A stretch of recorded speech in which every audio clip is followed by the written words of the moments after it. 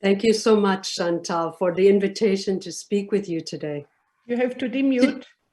I think I am demuted. Can you hear me? Yes, yes. Excellent. So thank you for this invitation to speak with you today. This isn't going to be easy for me. We're going to be talking about gender-based violence as it relates to religious vows. This isn't an easy topic.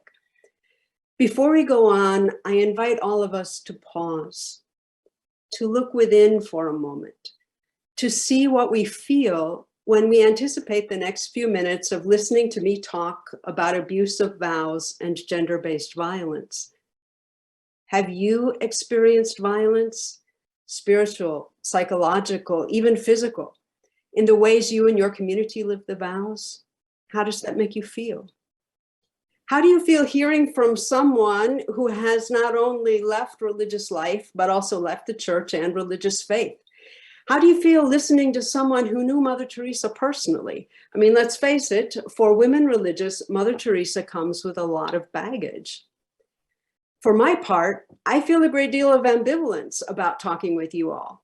I often don't feel welcome in Catholic spaces. I've been vilified in the conservative press and within the community to which I gave 20 years of my life. My sister's forbidden to read my story. Despite having left religious life nearly 24 years ago, having engaged in extensive therapy, having written a book about my experiences, worked on the production of a podcast that tells my story and that of several other former missionaries of charity, I know that talking with you today about my experiences with the MCs will mean that I will have nightmares tonight.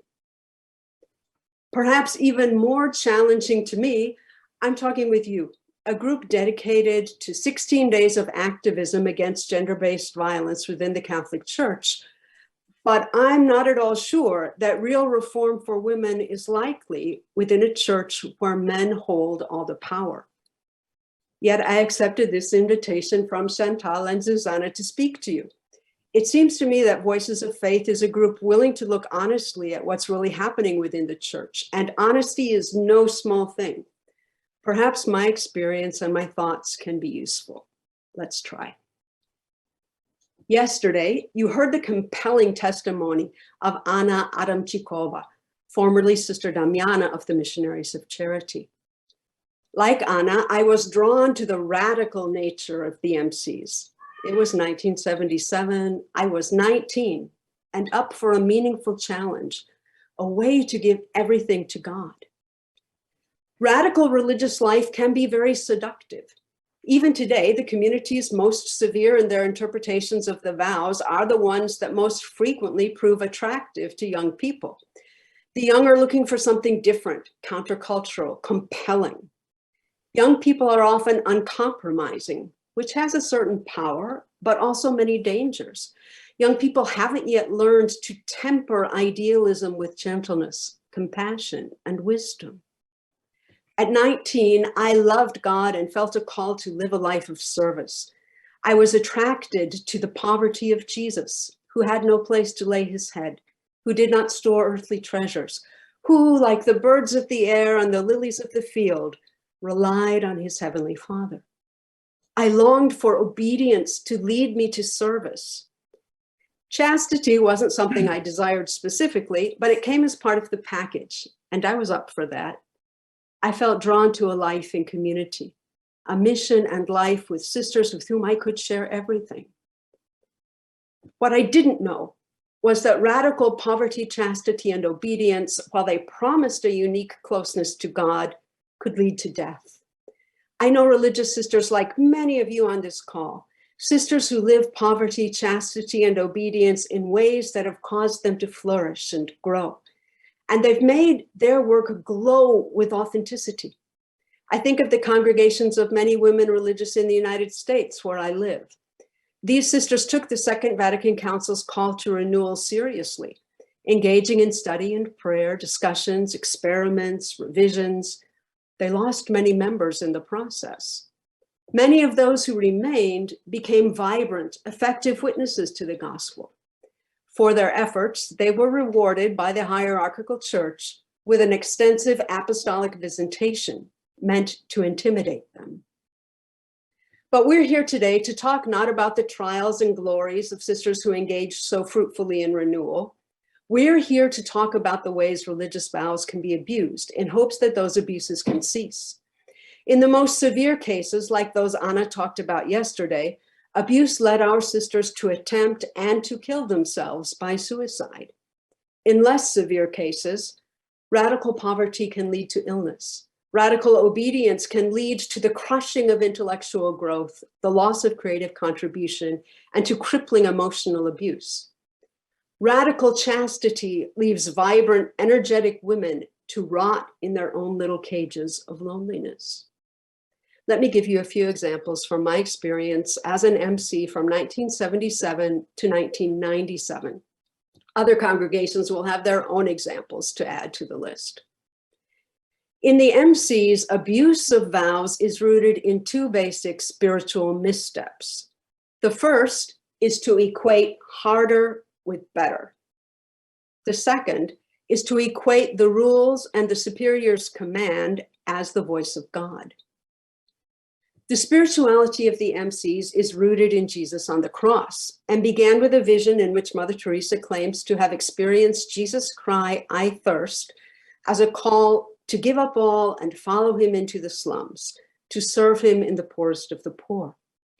The MC's aim, and here I quote from the Constitutions, is to quench the infinite thirst of Jesus Christ on the cross for love of souls by the profession of the evangelical counsels and wholehearted and free service to the poorest of the poor, according to the Constitutions. Thus, tying the vows to the suffering Christ, Mother would often tell us, "You are the spouse of Jesus crucified." On the cross, Jesus is in extremis. He lived that for a few hours. As Mother Teresa understood it, she and her sisters were to live those extremes of suffering every day, every moment, loving Jesus as he had never been loved before. By their nature, the vows have renunciation at their heart. When you add an element of spiritual grandiosity, you arrive at an attitude that says, the greater the renunciation, the holier the act. So, for missionaries of charity, here are just a few of the practices applauded for their extreme interpretation of poverty. Eating whatever was begged or received, often including spoiled food. Spending hours mending the 2 or 3 sets of clothes given each sister for her use, patch upon patch for habit and sorry. Each sister washing those patched clothes by hand, bent over a bucket, and leaving them to dry in the open air each time she changed. Washing the clothes and bedding of those under their care by hand as well. Engaged in countless hours of laundry while the needs of the poor waited. Having no privacy, sleeping in common dormitories on cots with homemade mattresses, praying only in prescribed ways at prescribed times, mostly with vocal prayers, always together into chapel, no privacy, even when it came to your own prayer life, eating every meal together in a common refectory, limiting contact with family to once-a-month letters and 2 weeks of home visits once every 10 years. Chastity was also interpreted in extreme ways. All communication with the outside world, except that once-a-month home letter, was prohibited, including talking with lay co-workers about anything other than work, talking with one's own sisters outside the appointed times, never talking about personal matters with one's sisters, except with one's superior, where one was invited to reveal as much about one's interior life as possible, with a near complete lack of the spiritual freedom today's video highlights as the right of each sister. Touching was strictly prohibited except when absolutely necessary. For example, Mother would tell us that we could pick up the babies to feed or to change them, but when the feeding or changing was done, we must immediately put those babies down, as holding a baby could lead to attachment. One was never to touch another sister, nor to hug her on the day of her profession or her feast day, or to offer a pat on the arm when she was having a hard day. The only exception was to care for the sick. I think you can see that MCs took the misstep, the harder the better, very seriously when it came to chastity and to poverty. When we get to obedience, the harder the better still stands, But the second misstep, equating the rules and the superior's commands as the voice of God, is even more in evidence. Except in rare cases when a sister was in so much distress that Mother Teresa might ask, "Sister, what sort of work or which community might help you?" MCs were never allowed to voice an opinion on the work they preferred or felt called to. And if a sister was noticed to be happy in her work, it was very likely that work would be assigned to someone else very soon. Sisters who had trained as doctors and nurses were routinely given work in the kitchen or laundry or teaching the children so that they might not become proud. Sisters were frequently humiliated in public for perceived failure or just to keep them in their place. We were advised to always remain silent before an accusation, allowed to respond with only 5 words. Thank you, sister. Sorry, sister. I could go on. There's a common saying, not in the MCs, but in popular culture in the United States, anything that doesn't kill you makes you stronger. This isn't true. Anything that doesn't kill you doesn't kill you. We aren't promised anything more than that. Being continually undermined, mocked, and bullied with your only defense to stand silent before your accuser as Jesus stood silent before Pilate can drain all the spirit out of you.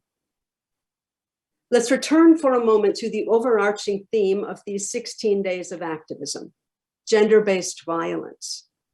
Unlike the report we heard from Sister Nancy and Sister Noella about priests abusing their sacramental power, the abuse I'm talking about doesn't come to sisters so much from the men outside their communities, but from the women, traditions, and rules within their own communities.